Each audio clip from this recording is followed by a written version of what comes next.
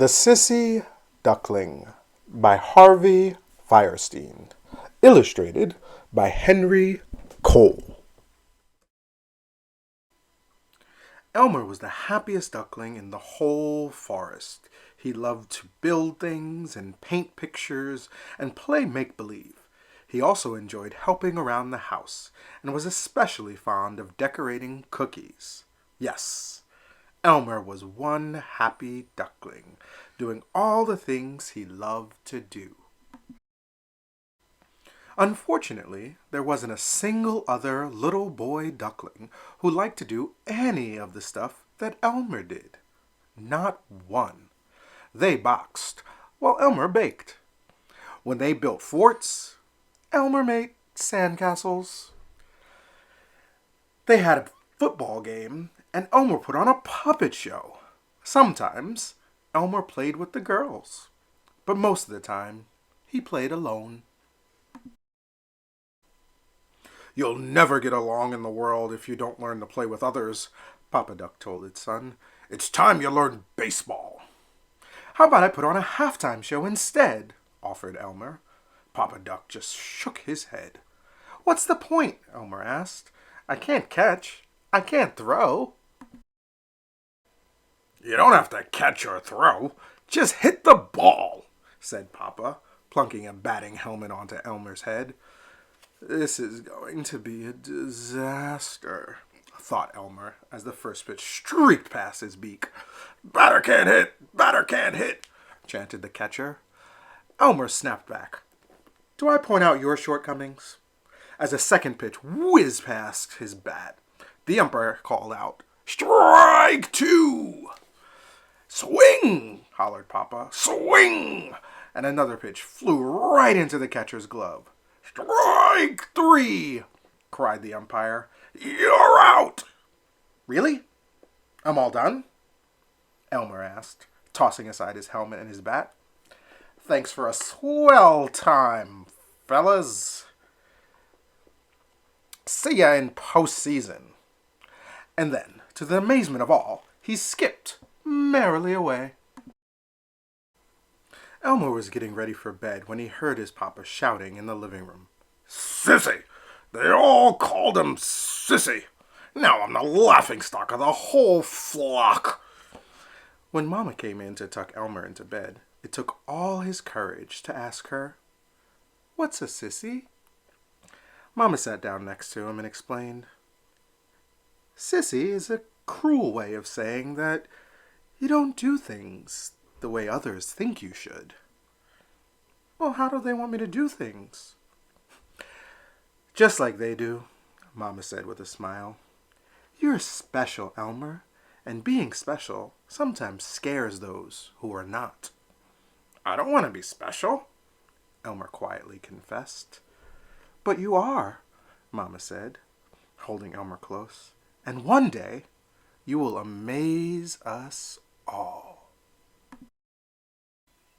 Elmer arrived at school the next morning to find big bully Drake Duckling blocking the path. "No sissies allowed in my school," Drake squawked. Elmer faced him down, bill to bill. "You're just angry because I do things differently. But one day I will amaze you all." "Who fed you that line?" Drake chuckled. Elmer bellowed back, "My mama." "What a sissy," Drake howled, and the other ducklings joined in, teasing Elmer until Mrs. Hennypecker appeared at the door.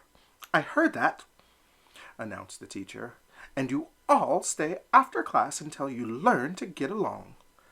The ducklings grumbled and mumbled and waddled into the old schoolhouse.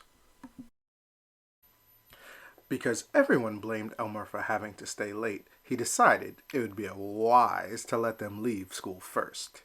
He took a good look around after stepping out from behind the door. "Alone at last," he said to himself, and started down the path. "See? There's nothing to worry about." "On a bet!" came the thundering reply. Drake sprang from his hiding place, his fist raised for a fight. Elmer had no time to think. He made a break towards home, running harder than he'd ever run before, with Drake chasing his every step. They jumped over fallen trees, splashed through puddles, crashed through branches, and leaped across the stream. Elmer was so frightened that he couldn't catch his breath.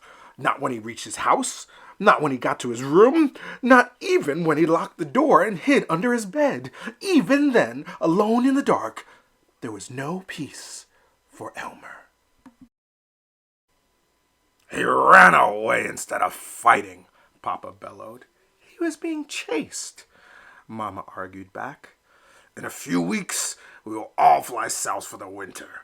It will be every duck for himself. Only the strong will survive."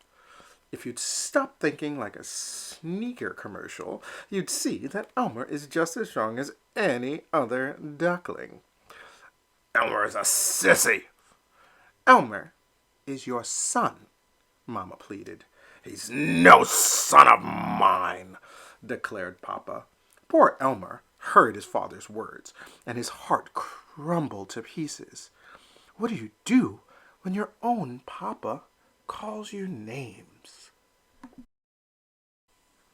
Elmer didn't want his Mama unhappy or his Papa angry anymore. He filled a pillowcase with his paints and tools and a picture of his parents.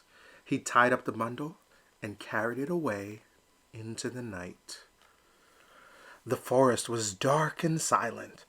Elmer was relieved that there was no one around to see his tears when he slipped into the great pond and swam away from home. Elmer stepped onto the opposite shore and looked around. He found an old hollow tree hidden deep in the forest. "No one will ever find me here," he thought. Just as Elmer had made his own toys, he now used his special talents to make his new home. He built a comfy bed and a warm fireplace, and a door to protect him from the chilling winds. "My house is everything I could ever want," he boasted. "Everything, except my Mama and Papa." The grass turned white with the first frost of winter. Elmer knew he would soon be the only duck left in the forest. His heart ached to see his parents once more before they flew south. As quietly as he could, he paddled back across the great pond and arrived just in time to see his flock readying for their journey. "We can't go without Elmer," he heard his Mama cry. "We can't stay here," Papa replied.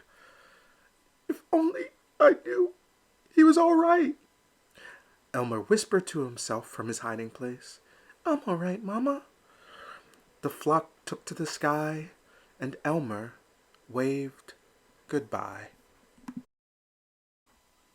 Just then, a shot rang out, shattering the cold.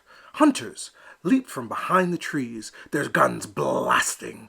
The ducks screeched in fright, struggling to fly as fast and as high as they could.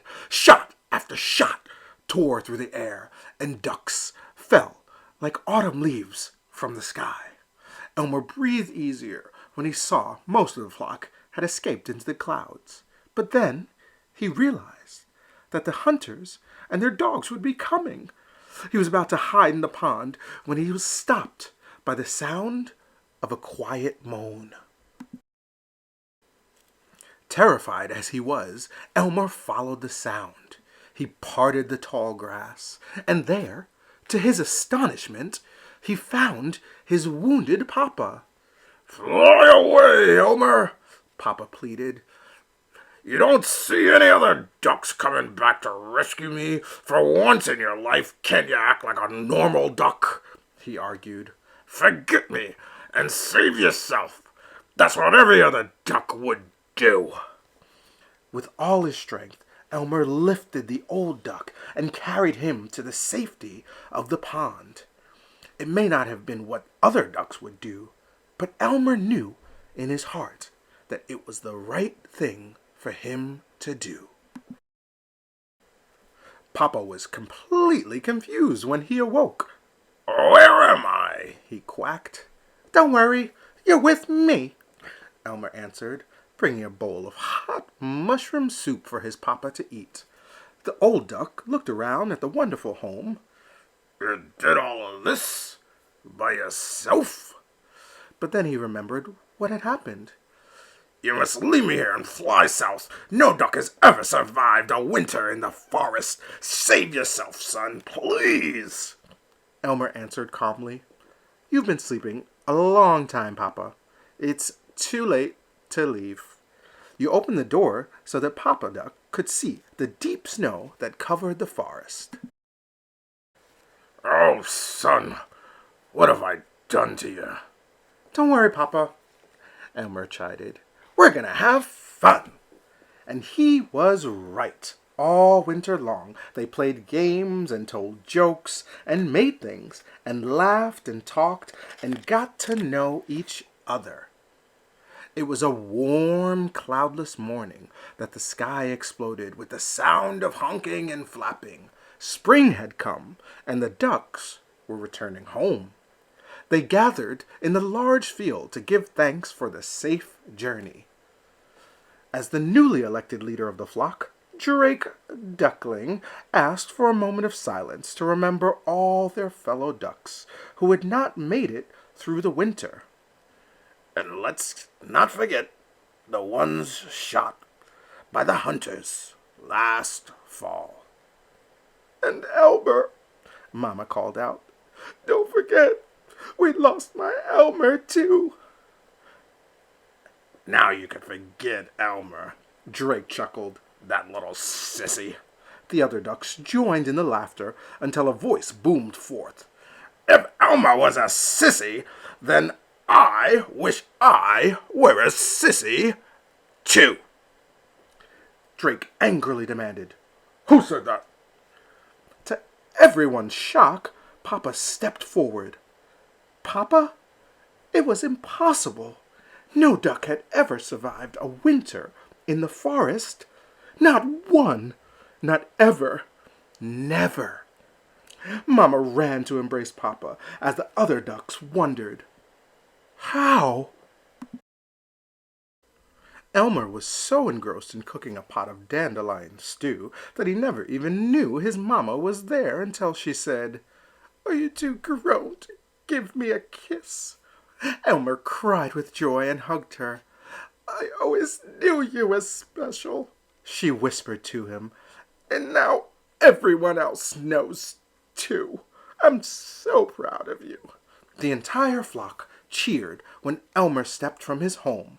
One by one, each duck congratulated him with his bravery and loyalty and ingenuity.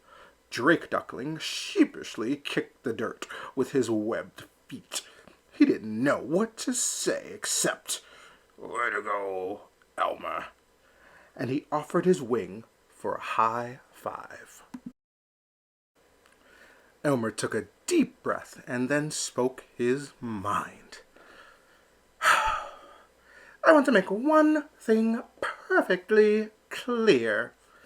I am the same duck I have always been. I have not changed. I am a big sissy and proud of it." Drake took a step forward. "And you haven't changed, but maybe I have." Again, he offered his wing, and this time, Elmer slapped it hard as the flock rushed to surround their hero. Over the years, Elmer learned that he was not so very different after all. Out in the world, he met lots of other ducks just like himself. No, Elmer was not so different, but he always did remain special. This was The Sissy Duckling, written by Harvey Fierstein and illustrated by Henry Cole. Read to you aloud by Casey Smith.